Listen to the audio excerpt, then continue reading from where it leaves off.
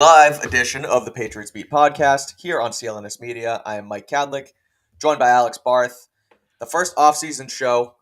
We've called it an offseason show all year. That's exactly what it really is, and so we're going to get right into it. The Patriots season is over. Patriots season came to an end in Buffalo this weekend. 35-23 final score. The Patriots kept it tight for a little while. Sort of fizzled out towards the end. Some key special teams mistake. I'm sure we'll get to all that throughout this entire offseason. But again, let's first talk about that Bills game, and then we'll get into kind of what we need to see this offseason. What do you think? Well, first of all, let's talk about Nyheim Hines, because as much as a Patriots fan I am, and I want them to win and make the postseason because it's better for us in this job as well. The way Nyheim Hines took that kick return at the beginning of the game was just poetic. It was outstanding. I thought it was the perfect way to continue on this amazing, Damar Hamlin story and journey. What do you think of that? Yeah, I mean, that's, going to be right up there with the all-time heart-stirring sports moments, right? The first one that came to mind for me was the D. Gordon home run, right? Yeah. After Jose Fernandez passed in Miami. You also have the Red Sox walk-off against the Royals after the marathon bombing, right? That's right up there with those. Yep. So a cool moment to witness. Obviously unfortunate that it knocked the Patriots out of the playoffs. And we'll get into the special teams unit. But you're going to be seeing that on highlight tapes forever. Yeah, so Patriots off. Let's start with the offense. Let's start with the Bills game, and we'll get into the whole offseason plan. Let's start with the offense. I didn't think I thought Mac Jones played a good game. I've seen a lot of Twitter discourse and, reactions with the 3 interceptions, but Mac goes 26 of 40 for 243 yards, 3 touchdowns, 3 interceptions. All 3 interceptions I didn't necessarily think were his fault, especially the one in the end zone, 3rd and 19 to Hunter Henry. I thought that you have to take a shot play there, Alex, and that's basically what he did, and it didn't work out his way. Many things have sort of led up to that this season. The fact that doesn't get completed, and it all sort of came out in the water there, I guess. So, what do you think of how Mac played in the offense as a whole? Because again, they were tied at half. Is that correct? So they go into the halftime tied. Yeah, I thought that game was kind of the perfect microcosm of the Patriots season, where there were flashes, and when we sit here and we talk about, hey, Mac can still be the guy. Hey, it's too early to move on from Mac Jones, all of that. When we sit here and talk about that, a lot of what you saw in that game is what we're talking about. But there was too much to overcome at the end of the day. You talk about that 3rd and 19 interception. Right. Oh, what's he doing throwing that ball? Well, how about don't get into 3rd and 19 to begin with? Don't run a draw on 2nd and 20. Right. Don't commit that penalty. And I don't know how much we need to talk about the Bills game, Mike. We can get into it more if you want, but this kind of perfectly encapsulate this take that Patriots fans have right now that is driving me up a wall. And I talked about this on the Sports Hub Patriots podcast, which is up right now on 985thesportshub.com. And I want to bring it to this show as well. And I'm going to bring it to Catch 22 with Evan Lazar on Thursday, because it is so freaking frustrating. This disqualifying trait that Mac Jones has in some people's eyes, that he can't overcome the flaws. And that's the reason to move on from him, that he can't overcome all these flaws. I don't know, Mike. Maybe it's just me. Maybe I'm in the minority here. Maybe I'm wrong. But to me, the problem should not be that the quarterback can't overcome flaws. How about you just fix the flaws? Yes, I'm with you. We've done this too many times here. Right. I don't know why we have to do this, where we'll just go get a quarterback who can fix the flaws, who can cover up all the flaws. You mean like one of maybe 3 guys on the planet? You spend 20, 30 years, maybe get the guy, and they can be mediocre the rest of the time. I feel like people are so disconnected as to the goal here. The goal is not to have the best quarterback. The goal is to win the most games. And yes, sometimes those things overlap. And they certainly overlapped here for 20 years. But that's not real life, that the quarterback is just going to cover up everything that's wrong with the team. If you have a guy that's NFL capable, I think Mac Jones is. I don't know for sure, but I think there's a good chance he is. And I would rather take the one more year to find out than dive back into the quarterback carousel in a year that is horrible. Horrible for quarterbacks in all areas. Don't talk to me about Lamar. He's not really available. He's not. There's no... They're going to keep... They kept the franchise tag open today as well. They just signed Roquan Smith long-term, so they're going to tag him there. Not a good draft for quarterbacks. Not a good free agency class for quarterbacks. Trade market doesn't look great. How about instead of hitting the reset button when you have some good pieces that you throw out the window if you go full reset? I'm talking about Kyle Duggar, Ramondre Stevenson, Matthew Judon. How about instead of hitting the reset button, and yes, in the chat, they're becoming the Colts and going from Carson Wentz to washed Phillip Rivers to washed Matt Ryan. How about instead they'll probably end up with Derek Carr this offseason too, so they're just going to do that again. How about instead of trying to find the quarterback that magically erases all these flaws, who, by the way, that quarterback doesn't exist, how about instead of blowing it all up to find that quarterback, you actually just fix some of the flaws that exist and then see what the quarterback looks like? Maybe he picks up where he left off in 2021. Right, it's crazy. He keeps going with that momentum, and suddenly you're clicking. And you know what? Maybe he doesn't. Maybe Mac really is bad. Maybe he's as bad. But give him a fair shake. Give him a damn fair shake. I'm with you. Here's the thing. Maybe he's as bad as some of the people in this chat say. I don't think he is. Maybe he's worse than Zach Wilson, like some people in the chat like to say. Let's right? Relax, maybe Bailey Zappe's miles better than him, than like some people in the chat like to say. I don't agree. But if you are going to move on from Mac Jones, don't you want the next guy to be in a spot where there aren't so many flaws to overcome? It's become this thing. And Bill said it when Bill was asked at that end of year press conference, is Mac the quarterback going forward? And he talked about needing to be better all around offensively. People took that as some sort of indictment on Mac Jones, that he can't cover up these issues. And as Bill saying he needs to cover them up. If that's how Bill feels, Bill's wrong. Because saying that a quarterback needs help has become some sort of dirty word, and it's not. Every quarterback needs help. If the Chiefs don't win the Super Bowl this year, you know what people in Kansas City are going to be talking about? Getting Patrick Mahomes more weapons to replace Tyreek Hill. Does Patrick Mahomes suck? Well, according to the logic of a lot of these fans who are knocking Mac Jones, yes. Mahomes sucks as well because he can't cover up every flaw.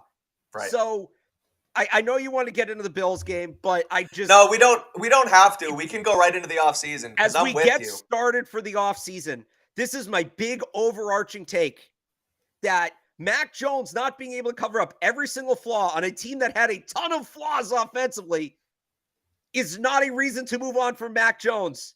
Right. It's a reason to fix the flaws. I don't know why we're trying to go all the way around the building to get in the back door when the front door is wide open and right in front of us. That's my rant. No, I'm with you. I agree. And especially the quarterbacks around the league that are either available in free agency, available for trade, or available for draft. It's not really a great class. The top of the class in the draft is your Bryce Young and your CJ Stroud, but you're not at that point, and you're not going to trade more assets to get up there when you already have 14, and you have a quarterback who you just drafted at 15 2 years ago. Derek Carr is a worse, more expensive Mac Jones. Lamar Jackson and older. is not, don't forget older. Older. So that's going to be a quick fix. Why would if Derek Carr saw what just happened here a year ago, why would he even want to end up here anyway, right? I mean, it could happen via trade and things like that, but I just don't see that. And then as far as Mac Jones goes, they literally did nothing for him this year. You look at the tape from his rookie year, he's a confident player. He has, better pieces around him, especially on the offensive line, and he has a competent offensive coordinator who's able to, curate an offense around him and run plays back to back to back. That makes sense. Get down the field and score touchdowns. Matt Patricia didn't do that this year, and it would be an absolute debacle, travesty, fireable offense if he's still back here next season. I'm 100% with you. They cannot run this back the way they did. They have to give Mac another chance. They have to give him a fair shake. If it doesn't work out this year, this is the big year, because that's when the 5th-year option comes into place, right?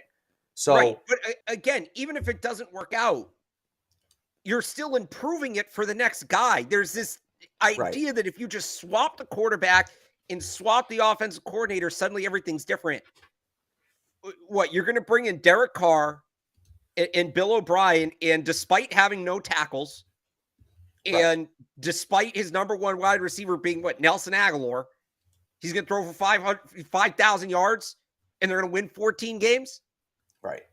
Either way, even if here's my point, even if you don't think Mac Jones is the guy, why is improving the offense around the quarterback situation in a year where, again, a better quarterback is not available? Right. Why is that such a bad idea? Why is there so much pushback on that? Why is there so much vitriol towards Mac Jones that getting him out the door needs to be the first priority? Like, again, it's so far down the list of problems. The 49ers are going to the Super Bowl with Brock Purdy. It is not about having the best quarterback, as fun as that is, and I miss it. I do. It is not about having the best quarterback. It is about winning games however you can. And unless this team wants to hit the total reset button, which would be a bad idea, why don't you build around the guy you have who might actually belong in the league and see if you can win some games that way? Why not? Why is that so off the table of some people? It doesn't make sense. I think it's people just finding a scapegoat to get mad at because they trust Bill so much and they're the Bill Belichick is the GOAT, and he is, but people are so quick to dismiss everything else besides Bill and the decisions he's made, and they forget that, okay, maybe Mac Jones is actually pretty good, and they have literally given him nothing, and like you said, they don't even want to try and build around it. They just want to – everyone was too – you get too comfortable with Tom Brady, and I get that happens. And so as soon as one guy comes in, it's like – and he stinks for a game, it's like, oh, he's not the guy. He can't do what Brady did. No one can do what Brady did. Mac Jones needs pieces around him like almost every single quarterback does, like you said. The Chiefs didn't win it all last year. Patrick Mahomes is the best quarterback in football. You need to continue to build around these guys. And the fact that, like you said, I don't understand why you wouldn't want to, Mac's not good because he can't make the guys around him better. First of all, that's not necessarily true. And secondly, why wouldn't you want to put better pieces around someone? Like you said, I agree. Whoever it is. Yeah, well, why are we using those? Because, again, to get the quarterback that these people want. All right, so get a guy in the draft. There's two quarterbacks in this draft better than Mac Jones. They're probably going 2 and 3 overall. Right. They're definitely going in the top 5. Why expend all those assets when you have those other holes? When you plug one of the, and look, I really like Bryce Young and CJ Stroud. They're not overcoming these flaws. They're not. Like Mac's not. They're not either. So, okay, now you're going to suck with that guy, and you gave up a bunch of assets to go get him. All right, you want Lamar? That's it. That's your last addition. Between the money that's going to cost you and the picks that's going to cost you, look at the – and I'm not saying Lamar would be as bad as Russell Wilson, but the Broncos looked like they were quarterback away. They had the number 2 defense in football last year, great receivers, a great offensive line. So they could make that move where they have no room to add for the next 2 to 3 years. Right. The Patriots cannot. They can't afford to do that. That's not me saying I wouldn't take Lamar, but he's not going to fix everything. And I just also don't think he's available to them. I just really don't. So, I don't think he's available either. I kind of want to just table that because I don't think that's going to happen. Who do we do? I forget. We did this with somebody last year. There was somebody that clearly wasn't going to be available. It wasn't a quarterback. And everybody kept that. Oh, Odell. We just put a big disclaimer on it at the beginning of the offseason. Let's do this now for Lamar. He's not coming here. He's not. I'm sorry. I love it. It would be very cool. He's not. If he goes anywhere, it's Miami or San Francisco. I really think so. So I'll throw this out there on Lamar. I want to get your quick thoughts on it, and then we'll move on. Yeah. I saw something. I think it was on Twitter. Would you trade? I think it was Justin Fields for Lamar Jackson. Yeah. If you're the Bears. The Bears. You get rid of Fields, you get Lamar in, and I think it was the number 2 pick as well. Oh. The number 1 pick. No, it'd be number Fields. 1. It's the Bears. It's the number 1 pick. Yeah, number 1 and Fields for Lamar. Give me the Ravens pick back and I'll do it.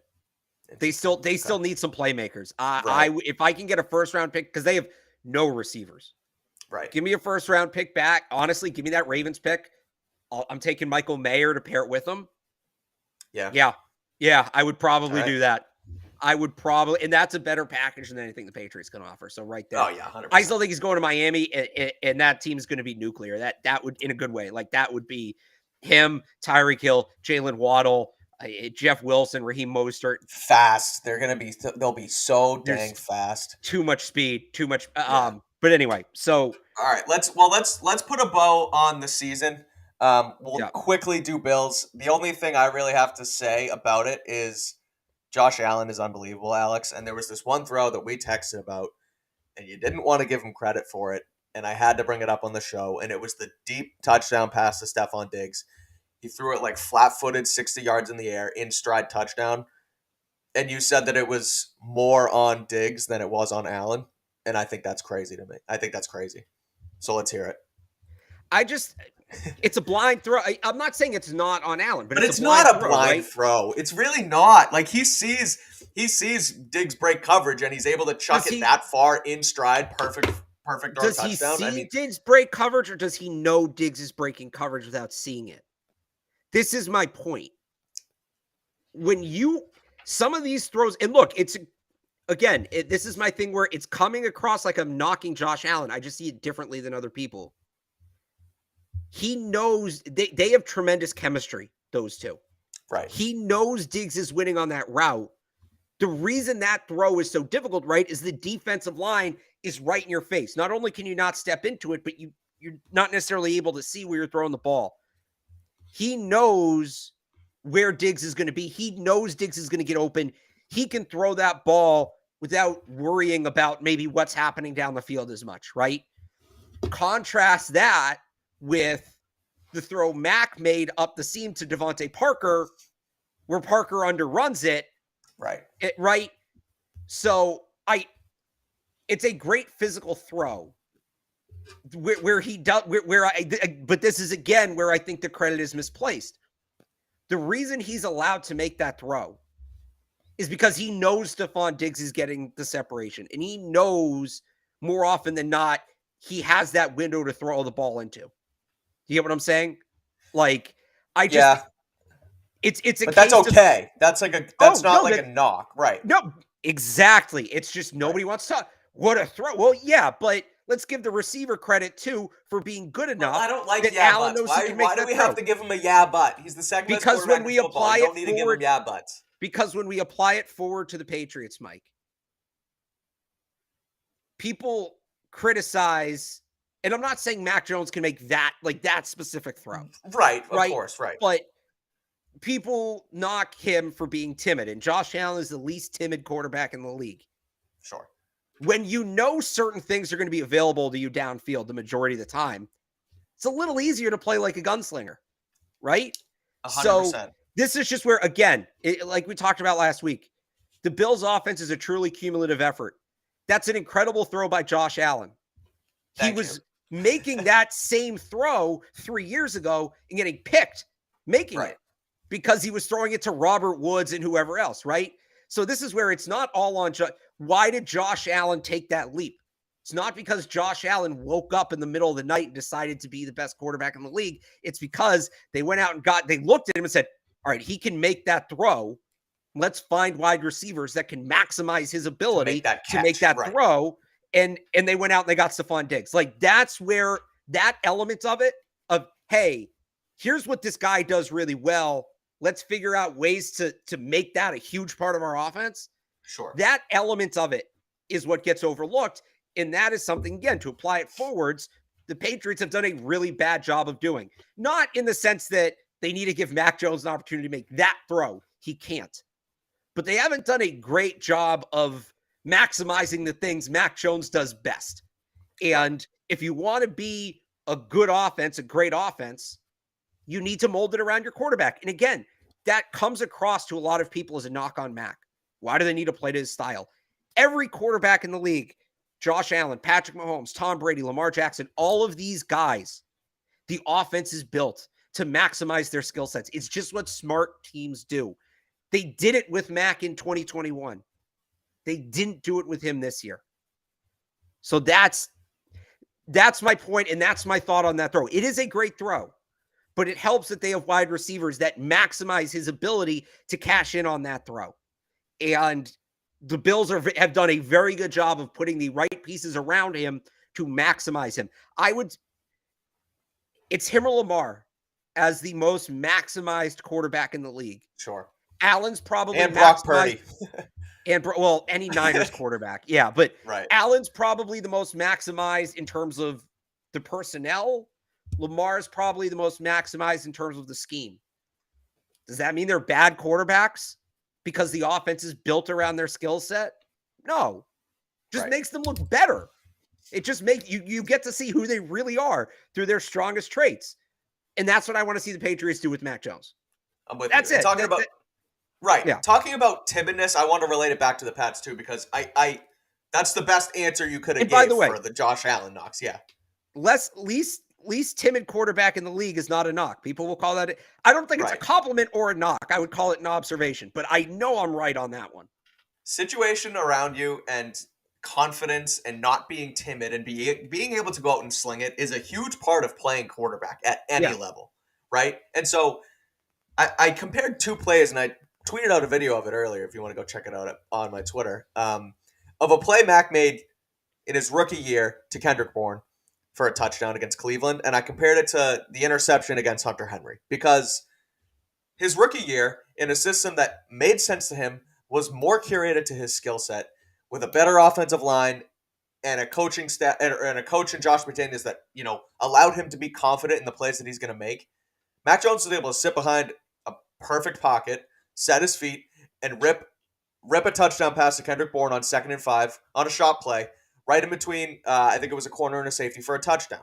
Perfect. That's what you should be able to do. That's what you're confident in, because that's what you practice, and those are the types of plays you run, a shot play on 2nd and 5. When the Patriots run a draw on 2nd down or whatever it was, end up in 3rd and 19, Mac's behind and getting rushed by the Bills against an offensive line that, isn't blocking them up rather well pretty much all game and all season, really. So your confidence gets shot all season. You still have Hunter Henry, I guess, open, but you take a shot down the middle. Your feet aren't set and it gets intercepted on 3rd and 19 because that's the only answer you have. That's not on Mac Jones. That's on them not continuing to build the system around him. It's basically the same play. A year ago, Mac made it. This year, he didn't make it because of everything that's around him. I don't knock it on him necessarily. So I'm with you. Relating it back to Mac, this thing ain't his fault. They need better weapons around him. They need an offensive coaching staff around him. And that's basically priority number one here going into the offseason. Do you have anything else on the Bills before we get into offseason? No, so I would say and by the way, I tried to do my show on the Sports Hub earlier today as like a season recap and Bills recap, and it just devolved right into offseason talk. This is just what it is right now. Right. Well, let's do this. All right. So to be fair, we're talking about, all right, instead of finding a quarterback who can cover up the flaws, fix the flaws. What are the flaws? How do they fix them? I think it's only fair that we answer those questions if this is the plan we're pitching. So give a solution to the problem. That was like my tease. That was me teasing. Like, let's get into the offseason. Oh yeah, okay. Yeah, I'm saying all right. So if we're gonna, all right, Mac's not the problem. You got to fix the flaws around him. Like, because I always say that, right? I always say if you don't think Mac is the answer, you need to tell me who the answer is. You 100%. Can't say you want to move on with Mac Jones without telling me what the plan is on the other side. So to be fair, I'm saying stick with Mac Jones and work on the rest of the roster. So I don't want to be a hypocrite. I don't want you to be a hypocrite. So let's give the rest of our plan then, so that people have it. First off-season show, I'm still getting into your teases and transitions. We'll get you there. Yeah, it's tricky to transition from the co-host spot. I just thought it was a clever line. I wanted to throw it out there, but yeah. Before we do it though, we have a new sponsor alert here at Patriots Beat, and that's HelloFresh. So I'm going to quickly talk about them, and then we'll get into the Patriots off-season plan. It's the new year, and we've all got New Year's goals. HelloFresh is here to help you achieve them. Skip the grocery store and take control of your time and budget with delicious recipes delivered right to your door. Looking for an easy way to eat well and save money this year? Cut back on expensive takeout and delivery and get started with HelloFresh. You'll love how fast, easy, and affordable it is to whip up a restaurant-quality meal right in your own kitchen. With HelloFresh, eating well in the new year can be stress-free and delicious. With over 35 weekly recipes, they have the options you're looking for to help you achieve your goals. Choose calorie-smart and carb-smart recipes, or even customize select meals by swapping proteins or sides, upgrading your proteins, or even adding protein to a veggie dish. Eating well is at the top of your mind this month, I'm sure, as it is for mine. The end of the year got a little bad with those Gillette Stadium catered meals, the big buffet. It's tough to not eat all the junk they give you down in Foxborough. Yeah. But HelloFresh is here to help. Ingredients travel from the farm to you in less than 7 days, so you know they're fresh. I just got my latest shipment of meals. My favorite was the one-pan tacos. They make it incredibly fast to cook and easy to prep. So go to HelloFresh.com/PatsBeat21 and use Beat21. Use code Beat21 for 21 free meals plus free shipping. Again, that's HelloFresh.com/PatsBeat21. Use code Beat21 for 21 free meals plus free shipping. HelloFresh, America's #1 meal kit. Alrighty, it's time for the offseason. Alex, there's plenty of things this team needs to fix in the offseason. I have my #1 priority, and I'm going to say that it's handing the offensive operation over to somebody completely. Would you say that that's yours as well? Yeah, but I think it goes a level deeper than most people are talking about it at. And what I mean by that is, you got to get a new OC play caller, right? For sure. And we can debate who that should be, Bill O'Brien, Cliff Kingsbury, like we can get into that. But that's not the end of the discussion. If you're going to have a new OC, but Matt Patricia is still your O-line coach and Joe Judge is still your quarterback coach, that's half-assed. They need guys in those two spots who are experienced at coaching those two spots. And if you want to sell me on promoting Billy Yates, they could do worse, right? Can you get Cole Popovich back from Troy? I don't know how he would feel, what his exit was like behind the scenes, if he has any animosity towards the organization. It was over a vaccine issue. So, people obviously take that stuff close to the chest, but whoever it is, and this is not me saying that they don't need a new OC. They do need a new OC. Right. But that's not, we got an OC, coaching staff's fixed. Nope. You need quarterback. Right. It's not a promotion. It's not an internal promotion of a Nick Caley and then keeping Patricia and Judge in place. I feel like you got to go external and you got to clean house. But and look, granted, the OC comes first because that guy. I mean, you're going to let him pick his staff. So that's not for me to say, go get, you got to pick the OC first. It's just how it works. Well, that's what I worry that they won't do is let the OC, I'm worried that they won't let an OC in and completely take over the operation. Because last year they didn't. Last year, Belichick assigned Patricia to the offense and the O-line, and then he brought in Judge and said, Judge is coaching the quarterbacks. And he obviously had his hand in it too. I don't even really want Belichick's hand in it at this point. I think you bring a guy in. It's not a Nick Caley. Maybe it's Chad O'Shea who knows the system. But if it's Chad O'Shea, you give him the operation and you get your hands out of it. And you worry about being a head coach, CEO in the defense. Because what happened this year is terrible. And I really think it has to be top down. This is your operation. I think most true OCs, right? Bill picking Patricia's staff, that's pretty uncommon that the general manager picks the positional coaches. Right. And even as the head coach, Bill's obviously going to have a say, certainly. Sure. But that was, Bill setting the whole thing up. If Bill O'Brien has enough clout that if he comes back here, he gets to build his own staff, I would think, right? If that opportunity is not afforded to him, I don't think he would come here. Fair and then, point. Then you have a much bigger problem, right? Then you can't land an OC. But to get the kind of guy this team needs, I think Bill is going to have to afford that luxury to whoever he hires. So I get where you're coming from with that concern. I just, logistically, I'm not sure it would play out that way. Right. Then again, logistically, I didn't think Bill O'Brien would be the play caller last year, so who knows? But I just, as soon as that offensive coordinator is hired, I'll celebrate for a minute. And then it's, all right, who's coaching Mac? Who's coaching the offensive line? Who's coaching your first-round pick? Because that first-round pick better be a tackle. Should be a tackle. There's a little wiggle room there, but should be a tackle. Depending on who's available and how it falls, but yeah. Yeah, so, it's the coaching staff is definitely at the top. I saw you had your 4-point plan. You posted on CLNS today. I'm working on my 10-point plan. It'll be up next week. Perfect. Not to brag, not to one up you. We keep it simple. Keep it simple. Stupid over here. Did you do the whole off season or just? I didn't get a chance to look at it yet. So my It was a 4-step plan to fix the Patriots, and it was basically it's the beginning, but it goes into the draft, and they were hand the offensive operation over completely to somebody else, acquire a proven veteran for Mac Jones, which we'll get into, fix the lack of discipline in the special teams operation, and then nail another draft was number 4. So okay, so I went a little, I probably split some up that I could have, but that one of those in there, I think it was your third one. That's another one. Again, yeah, special teams. They can add the OC, and that's great.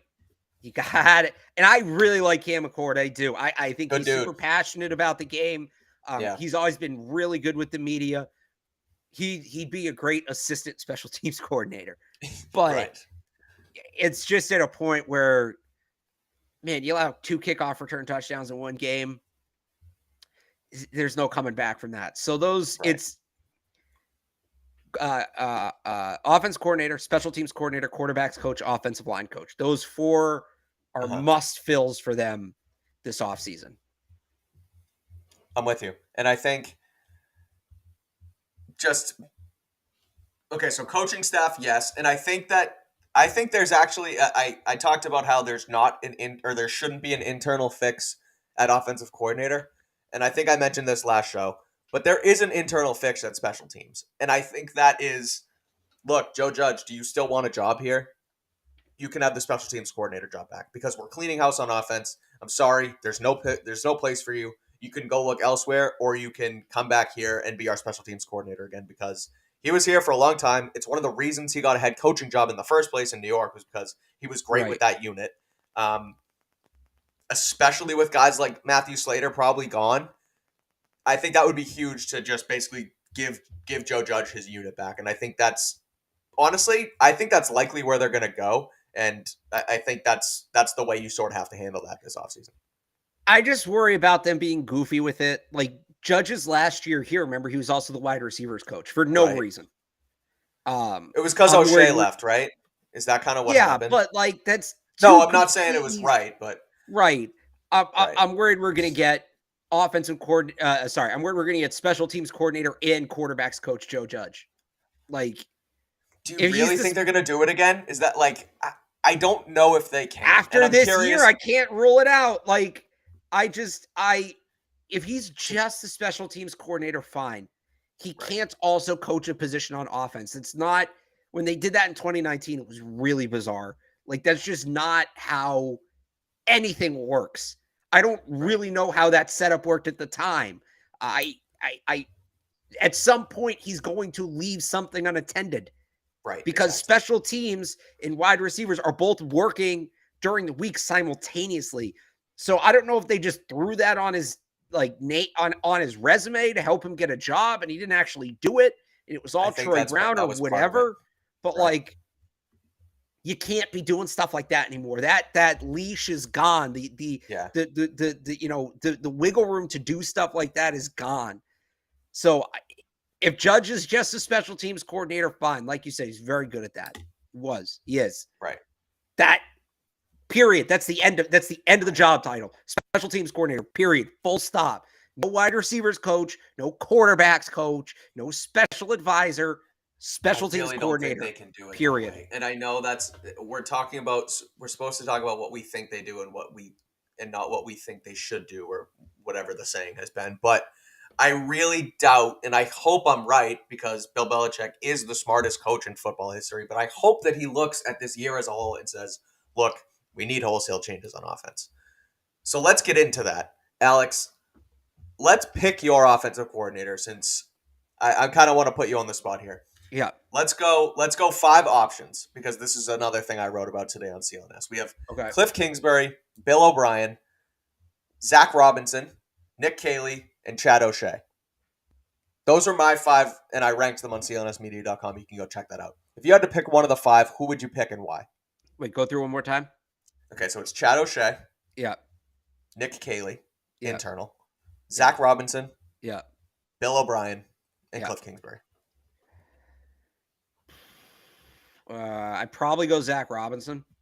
Okay. I like what that Rams offense looks like. It would be another adjustment, but I mean, I look at kind of what Baker did down the stretch here, right? And can Mac get that kind of boost? they were really creative. They did a lot in terms of, like I talked about before. I thought they did a really good job of maximizing their players' skill sets. And look, they had a lot of talent on that roster. And guys got hurt this year, obviously, but they had talent on that roster. But everybody was playing like everybody was in a position where, hey, this guy's pretty much only doing what he's best at. So the reason I go Robinson over O'Brien, and I think this is probably what you were leading me towards in the next conversation. I see a lot of people in the chat asking about this. We're going to get to that right after this. I want DeAndre Hopkins. Me too. I want him. And I don't know what the relationship's like. I actually did some research on that earlier today. Hopkins refuted some of those reports, not struggling. Like, tell me what you make of this. So there was the reports that they didn't get along, and I don't remember the specifics. There's something about bringing baby mamas to the facility or something like that. Yeah. Hopkins was interviewed by ESPN about it. Do you have a bad relationship? And he said, and the quote was, "There was no relationship. I have respect." And then he said he has respect for Bill O'Brien. So that to me just sounds, I don't know what to make of that. Yeah. I don't know either. Maybe they can mend that. Like, my first thing would be figure out if you can mend that bridge and get O'Brien and Hopkins. That would be my first choice. But if I have to pick between the two, and I've been on record for this, give me Hopkins and really any of the other four guys on that list. I don't know about Kaylee again, just because the internal thing. Internal freaks me out. I agree. But it just feels like an option because I think he got screwed last year when everybody else went to Vegas. And honestly, I'd probably take Troy Brown over Nick Kaylee if we're going internal. Okay. But give me Hopkins and any of the other four guys on that list. If it's with Hopkins over O'Brien and Brandon Ayuk, right? That's how I'm going to lean. So I'm going to go with what I think is a slam dunk, and I think it's Cliff Kingsbury. He's not a good head coach. He's shown it. He showed it at Tech. He showed it in Arizona, obviously. He signed. Have you seen his record after Thanksgiving going back to Texas Tech? Like his record before and after Thanksgiving, it's ridiculous. He clearly sort of just veers off towards the end as a head coach, I think. I don't love his attitude as a head coach and as a leader, but he calls a hell of an offense. You go back to guys like Case Keenum, who was the best passer in college football history at one time. Johnny Manziel at Texas A&M, winning the Heisman. Patrick Mahomes, he literally coached up Patrick Mahomes at Texas Tech. They were the most prolific offense in college football.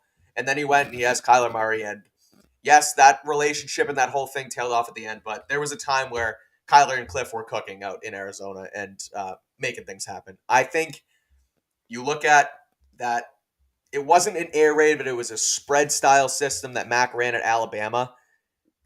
If Cliff can come in and run something similar to that with Mac and make it easy for him as a quarterback, I think that would be money with him in this system.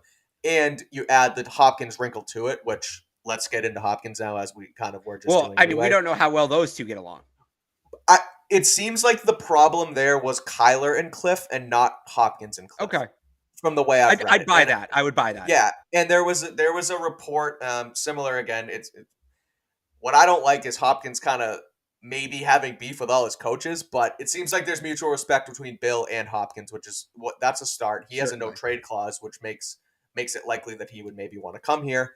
I'm sure you've seen the Hopkins video circulating all over Twitter today. Oh, yeah. But the thing that I was getting to with Hopkins and Cliff was that I think there was a video of them, yelling at each other on the sideline and getting into it.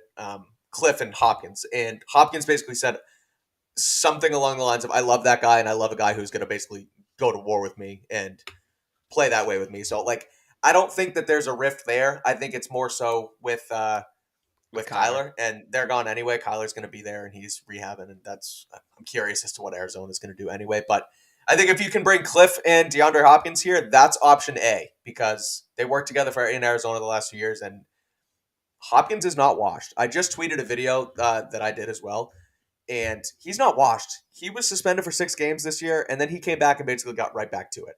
He runs fast. Yeah. He's a contested catch guy. He reads coverage well. All the skills are still there. This would not be like when the Falcons traded Julio to Tennessee. This guy can still play football. So I think with Hopkins, and he's going to want a new contract, and you have to sign a new contract if you trade for him, just the way the cap works. 31, he's going to be 30. He just turned 31, right? He's going to be 31 at the start of next season. In my mind, right, he's got 2 years left on his deal. Take the money he's owed, which is about, I think, like $40 million. Tack on another year, spread it out at a little money, like a 3-year, $55 million deal. And look, by the time he gets to that third year and he's 34, yeah, he's probably going to fall off a little bit. But if I can get him for 2 good years to get Mac Jones going, yeah, I'll heat it on the back end of the deal. That's how these contracts work. That's fine. This isn't a guy who's coming in at like 34, right? Right. Like you said, he can still play. He still looks good. The other thing about him, and I know it's going to turn some people off, but just stick with me for a second. His game's never been about speed. He's not the fastest guy. Right. And the reason I cite that as a defense is speed is the first thing to go. When these guys get older, when they cross that age 30 barrier, speed is the first thing to go. So if he's already a guy that can win at an elite level without just blowing by people, that's a guy who can last, right? Like, to compare it to baseball. These guys who in their prime throw like 102, they're never the ones that have the 20-year careers. Right. It's the guys that throw 92, but with junk on it and can put it on a coin, right? Like, those are guys at the 20-year career, because that stuff doesn't fade. The parts of Hopkins' game that he's so good at, the size, the body control, the football IQ, just guy's a dog going for the football, right? That doesn't fade with age like speed does. Right. Larry Fitzgerald's a great example. Somebody just put in the chat. The things that Larry Fitzgerald did are not things that fade with age. He was not fast at the end of his career. He was slow at the end of his career, but he was still a major contributor because he knew how to win in other ways. So I'm not saying Hopkins is going to be an all-pro at 34 on the last year of that contract, but I feel a lot better about a guy like him at 31 than maybe if you go out and get a guy who's just been a burner his whole career at 31. Right. So I like it. And how realistic is it for them to get him? As dumb as this sounds, this is kind of how the NFL works. Mm-hmm. His price has been set. And maybe it was one of the biggest ripoffs in NFL history. But he went for a second, a fourth, and whatever was left of David Johnson at that point, which was not a lot. Yeah. So, and you might say, all right, well, price is going to go up because that was a ripoff, and the Cardinals know it was a ripoff. But at the same time, 3 years older than them, right? In the last 3 seasons, he's only played 1 full season. He's had a PED suspension. And he's crossed the age 30 barrier. I think those net out. Like, even if it increases a little bit, the deal I would offer, 2 seconds. Second rounder this year, second rounder next year. I would do that. And that doesn't feel unrealistic. Maybe you wouldn't. Maybe you think that's too much. I'll throw that to you. But I would do that. And I think that's a good deal for the Patriots. 2 seconds. Okay, so are you saying a second? Obviously, a second and 23 and a second and 24, right? Because they have a 1, 2, and a 3 this year, I believe, at the top of the draft. So you're going this year's and next year's second round picks. Yeah. I don't hate it. Again, I think it's worth having a guy where you bring in whoever it is at offensive coordinator. And like you said, he's not going to be a burner at 35, 36. He's not going to be this guy he's not going to be here long. But if you can use him in this system that whoever comes in, puts in place, give Mac Jones, a guy like DeAndre Hopkins, as a legitimate security blanket, not a Jacoby Myers, Ramondre Stevens security blanket, like a legit guy who you can, the way Joe Burrow uses Jamar Chase, right? Someone who he trusts and knows. That's what Hopkins will be in this system. If you give that to Mac Jones for a year or two, literally just to give him his confidence back, it's worth it. So I'd say it's worth 2 second-round picks. Right. This is actually exactly what I was talking about before with Josh Allen. Mac needs the guy. Remember the Kyler quote? Shit, hop down there somewhere, right? Yeah. Mac needs the guy that when it's all falling apart around him, I don't need to see what it looks like. I know if I throw the ball in his direction, something good's probably going to happen. Right. Like, that's the guy Mac needs. And Hopkins is like as much of that guy, right? Exactly. You also look at the game Jarrett Stidham had, right, against the Niners, who are good. Why did Jarrett Stidham play so well in that game? Because he had nothing to lose and he had one of the best 50-50 ball receivers in the league. So what's he doing? He's just blindly throwing it up to this guy who's great. And more often than not, it works because the guy's that good. So again, Hopkins to me is that guy right now. I don't know if he'll be in 3 years. Yes, I'd like to get somebody a little younger, but this is who's available right now. Right. I think he's as close as you're going to get to that guy, and it would do wonders for not just Mac, but the offense as a whole. Well, and you look at, and we'll do draft coverage all spring long here on Pat's Beat, so, I mean, we won't get into it as much right now, but you look at guys at the top of the draft like Jackson Smith and Jigba and Jordan Addison. And if they're there, and depending on the way the draft board falls, take one of those guys at 14. But they've brought in N'Keal Harry in the first round. They brought in Tyquan Thornton in the second round. And, the jury's not out on Tyquan yet. But the teams that succeed with young quarterbacks on rookie deals are your Buffalo Bills, who bring in a Stephon Diggs to get Josh Allen back on track. And your Miami Dolphins, who bring in Tyreek Hill to get Tua back on track. Right. And your Eagles, who bring in A.J. Brown to get Jalen Hurts back on track. So, Jalen Hurts isn't good because Jalen Reagor was there, your first-round pick, who ended up being a bust. And I guess I won't do Tua with Jalen Waddle. But you get my point. You need to bring in a more established guy, and it clearly works. It's there. The NFL is a copycat league, and the Patriots should do the exact same thing with a guy like DeAndre Hopkins. I think he's your best bet because I think he'll be, like I just said before, he'll work so well to get Mac his confidence back. I think that's huge in this offseason. Right. Really. And you just kind of danced around it. I'm going to come out and say it. They can't develop wide receivers. They can't. So right. They took Tyquan in the second round to see if that would work. I wasn't opposed, right? Hey, let's see if we can make this guy work, right? They tried Nelson Aguilar. Hey, this guy's coming off a career. No more, let's see. No more, well, this guy, on the margins and this and that. No, they've tried it all those different ways. I love their depth at wide receiver. Kendrick Bourne's going to be back. He said he's not going to request a trade. They still have Tyquan. They still have Devontae Parker. That's a really good 2, 3, 4. Anybody who's not instantly the one in that group, don't muddy the depth chart because you're just going to end up de facto benching Kendrick Bourne again. Exactly. Anybody who doesn't walk in the building day one of OTAs is the unquestioned number one wide receiver is not worth adding. Now, that's not to say, all right, you get into day 3 in the draft, you want to add a guy like Tank Dell who has upside, whatever at that point. Right. But when we're talking about those top 50 picks and we're talking about premium money in free agency and premium trade assets, unless that receiver you're getting comes in. I've been yelled at, Mike, for I'll fill you in on this. The last 2 years, when everybody's come at me, oh, go get Odell. Oh, go get AJ.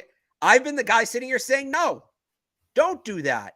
You have some nice pieces at receiver. You have bigger holes. They don't need to force it to go out and get that number one receiver. I've been saying that for the last 2 years, and I've caught a ton of heat for it. I said the time will come. Yep. It's time. Now's the time. Yeah. It's time. Right. Love Kendrick Bourne. He's a great player. People know how highly I think of Kendrick Bourne. I like the Devontae Parker edition. You already made those moves.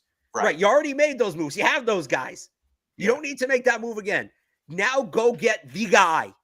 Hopkins. All-Pro. 5-time All-Pro. It's DeAndre Hopkins. That's the answer. Right. We're both on it. Now, I'm with you. Quentin Johnson. No, you got to develop him. Jordan Addison. No, you got to develop him. Quentin Johnson got his proverbial shit rocked last night against now, if you want to talk to me about Keely Ringo in the first round, we can have a conversation. Yeah. But you got to develop those guys. And we can, maybe Brandon Ayuk. No, he's been playing next to Kittle and Debo, and he's had it very easy there in San Francisco.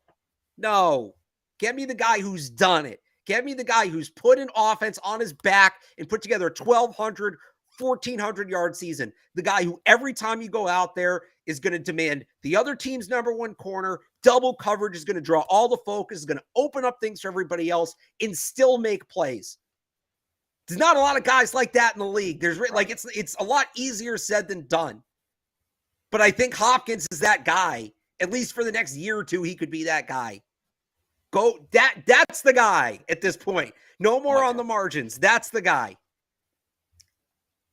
You said it best, right? I mean, I don't think maybe you and Evan disagreed a little bit more on this show, but I'm fully with you on DeAndre Hopkins. I think he has to be their number one priority. Evans out. Spoiler alert: Evans out on Hopkins. Oh, shocker! So why? He hates fun. That's fair. I don't know. I like fun. That's why you need to be here on Patriots Beat all along. He might be more out in terms of whether or not it will happen versus whether or not it should happen. But I got a nice little eye roll from him when I mentioned it to him earlier. So ridiculous. Well, hey, that's why you're here now. Exactly. He'll be able to break down the cover 6 nonsense, but I'm here to tell you that the Patriots need DeAndre Hopkins to chuck it up to him in the end zone and score touchdowns. So, where was I? I was going somewhere with the offense, and I lost my train of thought. All right. Well, okay. I think we discussed the wide receiver position enough, right? Right. Might not even be the biggest need though. On offense. Offensive line. Tackle. And I think that's where you go to the draft and you go with pick 14 and you pick it and stick it, as Tony Maz says on 98.5. Yeah. And you just take whoever falls to you, whether that's Paris Johnson, whether that's Peter Skoronski. Like, I don't think that's I don't think it's really a difficult decision. It's really not. And look, you could maybe talk me into a corner with that pick. It's the only wiggle room I'm really looking at here. But they need Isaiah Wynn's contract is up. He's gone. Like, I'd be shocked if he comes back. Sayonara. Trent Brown has 1 year left, but he didn't look good last year. This is a classic sign one, draft one. It's a good year for tackles in free agency. It's a good year for tackles in the draft. Somebody in the chat said McGlinchey. Yes. Sign Mike McGlinchey and then draft one of these tackles. So I think, personally, there are 4 potential franchise tackles in this draft. 3 left tackles and a right tackle. Paris Johnson, Peter Skoronski, Broderick Jones, and DeJuan Jones. Now, DeJuan Jones might go in the second round because he's a little less experienced. I'm higher on him than most. So if you wanted to tell me Keely Ringo and then DeJuan Jones, I could listen to that. But sign it. I think 2 tackles should be 2 premium additions this offseason. Sign one, draft one. They have to do it. And I'll go back to it. Whether you think Mac's the guy or not, don't you want whoever the quarterback is being protected? So seriously, right. If you sign McGlinchey, that's probably a 4 or 5 year deal, right? I'm just looking up free agents coming up too. There's also guys like Orlando Brown out there. I take Orlando Brown. Yeah, it looks like Andre Dillard from Philly as well. So McGlinchey just feels like a Patriot. I agree. But because he's got the bar, like him and Cole Strange on the same side with the 1 bar, that would be outstanding. You sign a tackle to a 5 year deal, right? You draft a first round tackle. That's a 4 year contract with the 5th year option. You are good at a premium, expensive position for half a decade. And then you got Cole Strange for 3 more years. You got David Andrews for 2 or 3 more years. You got to figure out what you're doing with Michael Onwenu, but he's a guy I think they can extend. You have a set it and forget it offensive line, just like you did with Joe Tooney and Shaq Mason and that group, right? Right. So, again, we can maybe Andrews has 2 more years on his deal. 2 more years? Okay. Yep. I knew he signed a 4 year deal. I forget when he signed it. Yeah. You can get, like, if you want to talk to me about a corner, because you can still get a premium tackle in free agency and then maybe go a little bit more project at the position on day 2. That's a fair conversation to have. Right. But I think their 2 biggest additions this offseason should both be tackles. I agree. And the only thing I wonder about, and again, it's sort of the argument that the Bengals went through with the 5th pick in 2021 when it was Penei Sewell versus Jamar Chase, and it was that meme, and I think I talked about it on here before, and it was Joe Burrow throwing to protection with T. Higgins, or it was Joe Burrow getting smoked, but Jamar Chase is back there with his hands in the air, and I kind of look at that with somewhere in the 14th pick too, because again, I think you're going to be able to get a decent receiver, but you go back to the Hopkins argument, right? And if you can Hopkins will happen before the draft.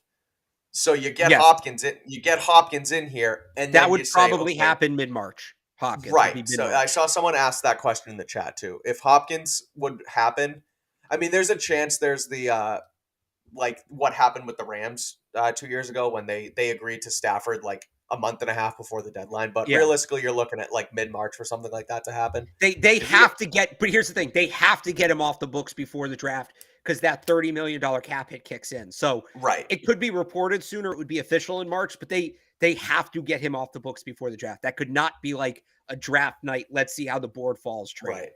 So that's where I sit. If you get Hopkins in here, you go for the tackle. And if you don't get Hopkins in here and you don't sign Jacoby Myers, which I don't think they will at this point because he's going to get a bag. And I know he said he wants to come back.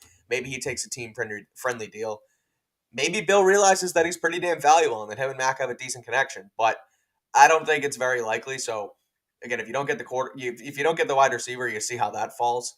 It all depends on how it falls. And we're going to do Pro Football Focus mock drafts all spring here. So we'll get into all those and sort of different scenarios on who goes where and why. But yeah, I'm with you. I think tackle's huge because Mac was, I mean, that goes back to the confidence I've been talking about all episode long. It's like, if your quarterback's not confident that he can stand back there, his clock's going to speed up. We talked about that all year long too.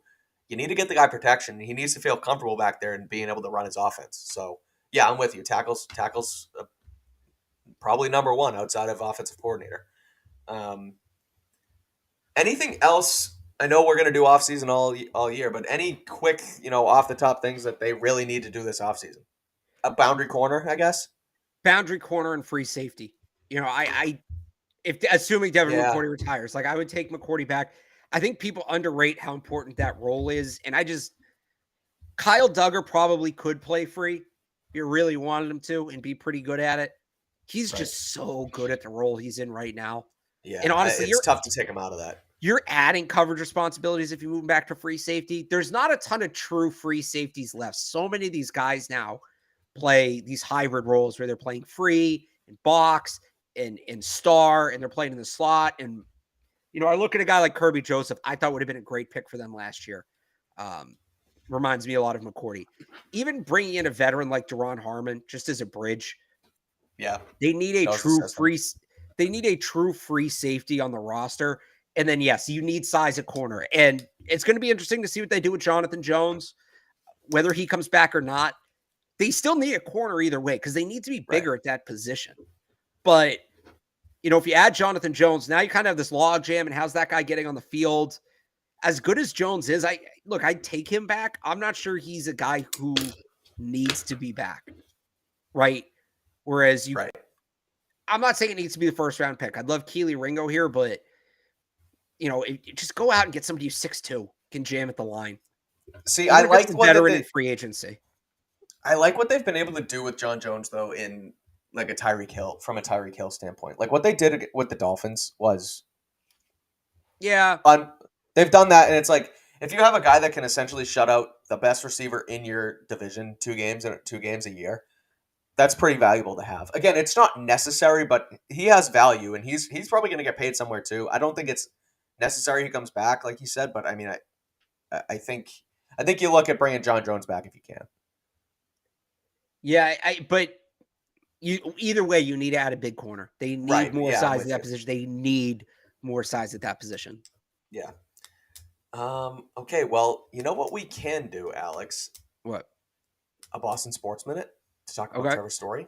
I'll let you get into that before we wrap up. Again, for everyone watching, everyone in the chat, we're gonna be on Patriots Beat, same just like the season, all off season long. We're gonna do draft talk. We're gonna do Q&As. We're gonna do mocks. We're gonna break down the NFL playoffs. It's gonna be all here. So make sure you follow us both on Twitter and subscribe to Patriots Press Pass because we're gonna be here all off season long. And like Alex has said, it's gonna be my first off season here, but it really is an off season show.